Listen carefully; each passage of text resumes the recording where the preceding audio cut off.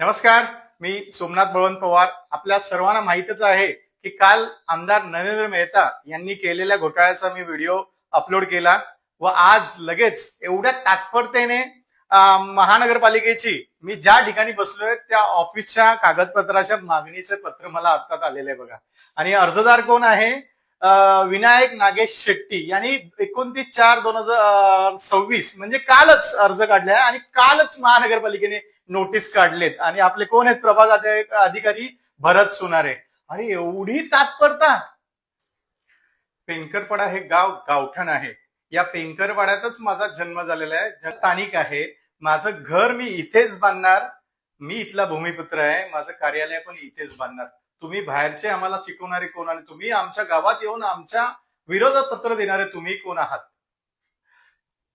अनधिकृत बांधकाम तोडताना तुम्हाला दिसत नाही. एवढे ऑर्केस्ट्रा, एवढे बार चालू आहेत अनधिकृतपणे, त्याच्यावरती कारवाई करताना तुम्ही दिसत नाहीत. आमचे असंख्य पत्र तुमच्याकडे पडलेले आहेत, परंतु तुम्ही कारवाई करताना दिसत नाही. काल माझा व्हिडिओ गोला, कालच या व्यक्तीने तुमच्याकडे तक्रार दिली आणि कालच तुम्ही एवढे तात्परतेने तो नोटीस काढलीत आणि आज मला तुम्ही पाठवून दिलीत. मी नागरिकांना इथे सुचवू इच्छितो की कालचा एक आपला मुद्दा राहिला. आमदार नरेंद्र मेहता ज्या ठिकाणी राहतायत तो शगुन बंगला हा सुद्धा अनधिकृत आहे असा आमच्याकडे पुरावा आलेला आहे. मी महानगरपालिकेला कळवू इच्छितो की नरेंद्र मेहता यांचा शगुन बंगला हा आरजी प्लॉट वरती आहे. त्याच्यावरती पण सुद्धा तुम्ही कारवाई करणार आहात का? आज मी त्यांच्या विरोधात बोललात म्हणून तुम्ही माझ्या घरावरती आलात.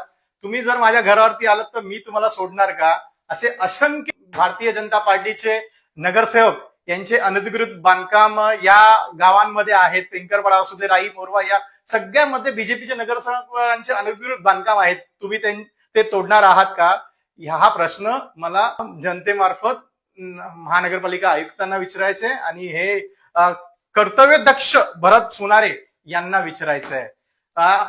हे सरकार कुठेतरी घाबरल्यासारखं वाटतंय. आमदार नरेंद्र मेहता घाबरलाय म्हणून तडकाफडकी काल व्हिडिओ टाकला आणि आज मला नोटीस पाठवलेली आहे. अशा नोटीसला मी भीक घालणार नाही आणि तुम्ही जे घोटाळे केलेले आहेत या पुढेही काढत राहणार आणि लोकांसमोर ते मांडत राहणार. आणि हो, 5 तारखेला मी चालत जातोय मुख्यमंत्री देवेंद्र फडणवीस यांच्या वर्षा बंगल्यावरती सर्व पुरावे घेऊन.